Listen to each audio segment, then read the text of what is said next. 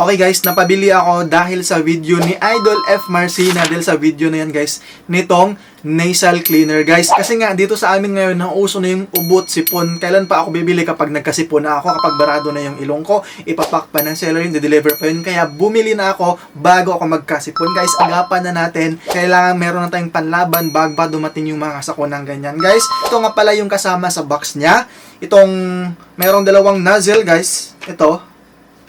Tsaka ito yung kanyang bote na gagamitin. Ito yung kanyang nozzle. Meron niyang dalawang kasamang yan. Tapos ito yung kanyang nasal rinse mix. Guys, ito yung nilalagay sa tubig bago nyo ilagay dito. Pimix nyo siya. Guys, gumamit kayo ng malinis na tubig. Huwag kayong gumamit ng mga tap water. Gumamit kayo ng mineral. O kaya papakuluan nyo muna yung tubig bago nyo ilagay ito dito sa ating bote. Tsaka mo siya ipapasok sa ilong ng ganun.